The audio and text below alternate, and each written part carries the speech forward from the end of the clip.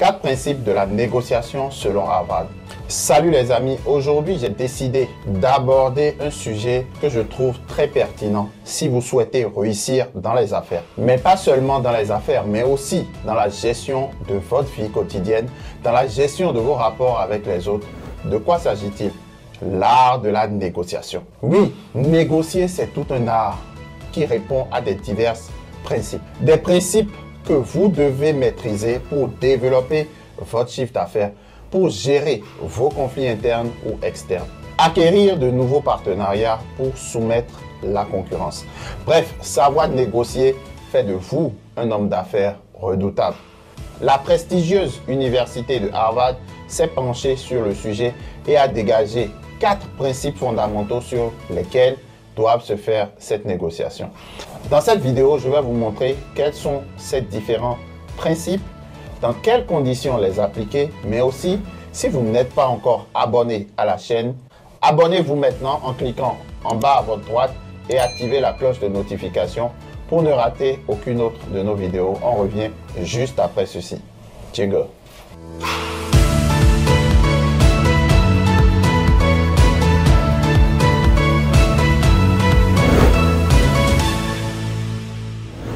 Alors pourquoi les gens d'Harvard ont choisi des principes et non des règles?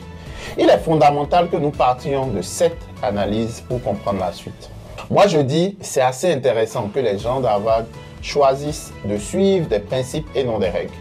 Parce que si nous devons suivre des règles comme des lois, il y a de fortes chances que ce soit trop linéaire et trop strict. En plus, les gens penseront simplement qu'en suivant ce genre de règles, tout ira bien et tout se passera bien. Alors que si nous avons des principes, c'est beaucoup plus organique, c'est beaucoup plus large parce que nous aurions alors de nombreuses façons de négocier tout en respectant ces principes. Dans une négociation, nous avons tous des intérêts faibles ou élevés. Supposons un instant que vous négociez avec quelqu'un que vous appréciez et que vous trouvez très sympathique. Il se peut que vous ayez tendance à céder et à vous adapter à l'autre personne, de sorte que dans certains cas, les négociations vous amènent parfois à perdre. Ou à l'autre extrême, vous n'aimez pas l'autre personne, vous pouvez même la détester. Dans ce cas, il est possible que vous ayez une tendance à jouer au gagnant et au perdant. Parce que vous n'aimez pas la personne qui est en face de vous et que vous ne tenez pas particulièrement à maintenir vos relations.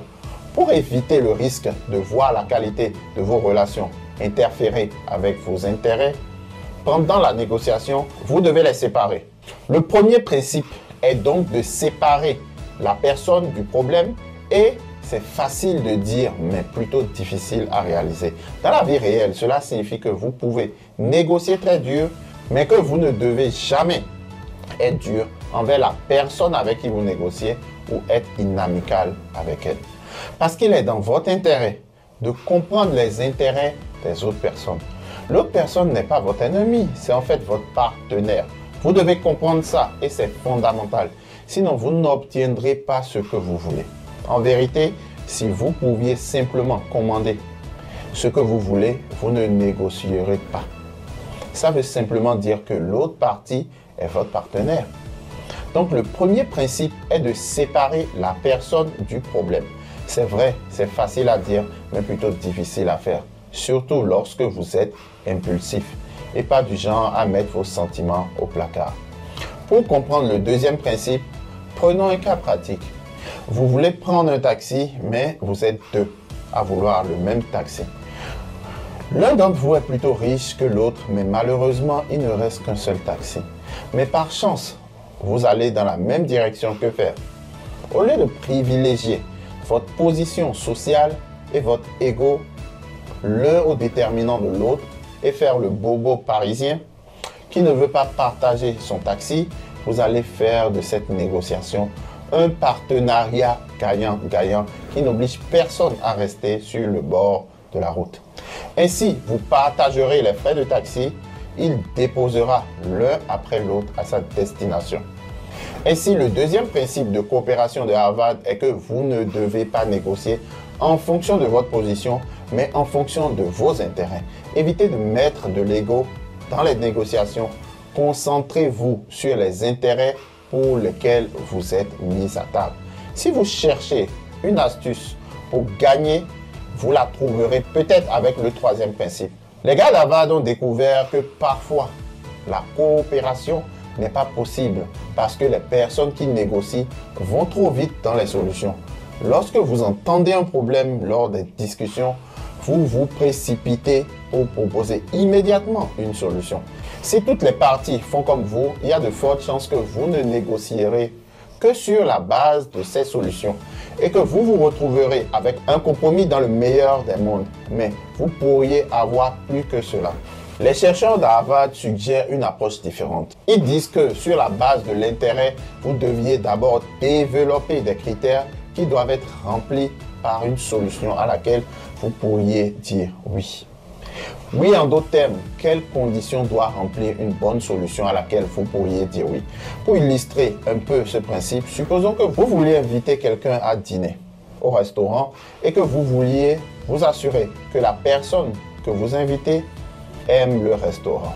Vous pourriez donc demander à cette personne ce qui pourrait déterminer que le restaurant en question est un bon choix pour elle et immédiatement, la personne vous citera certaines conditions qui doivent être remplies pour un bon restaurant. Par exemple, elle préférerait un petit menu parce que qui dit petit suggère que en fait les plats sont fraîchement cuisinés, ou elle pourrait proposer une certaine qualité culinaire. Vous pourriez alors préciser un peu plus le type de cuisine que cette personne préfère, le type d'atmosphère, le type de musique. Donc, vous obtiendrez toute une série de critères qui doivent être remplis. Et ce qui est intéressant avec ces critères, c'est qu'il y aura certainement plus de restaurants qui rempliront ces critères. Travailler avec des critères ouvre donc un monde de possibilités. Donc, le troisième principe est, avant de créer une solution, de se mettre d'accord sur certains principes qui doivent être remplis par une solution à laquelle vous pourriez dire oui. Et donc, à ce stade de la négociation, nous aurions un ensemble de critères pour la partie A et nous aurions un ensemble de critères pour la partie B. Et vous trouverez une solution gagnant-gagnant. Le dernier principe est basé sur la recherche des solutions pour être sûr de sortir gagnant de la négociation. Donc, les gars d'Harvard suggèrent qu'avant de choisir une solution, vous devriez avoir différentes options parmi lesquelles choisir.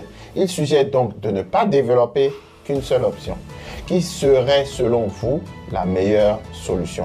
Mais il est préférable d'en développer peut-être 2 ou 3 ou même 4 options et ensuite de prendre les critères et d'évaluer vos options par rapport aux critères pour trouver la meilleure option.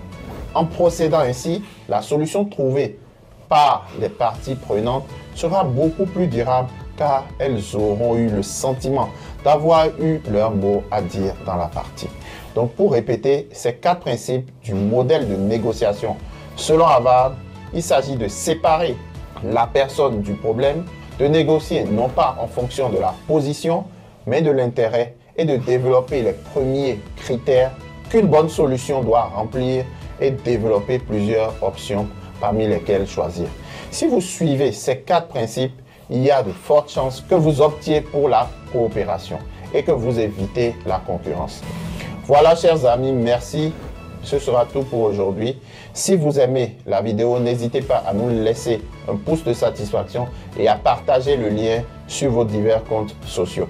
N'oubliez pas de participer au quiz sur le sujet du jour et si vous avez des questions ou des suggestions, n'hésitez pas à nous le mentionner en commentaire. Je répondrai à tout le monde. Surtout, n'oubliez pas de vous abonner à la chaîne et d'activer la cloche de notification pour ne manquer aucune autre de nos prochaines vidéos. D'ici là, prenez soin de vous et à bientôt. Vivez non survivre, soyons prospères.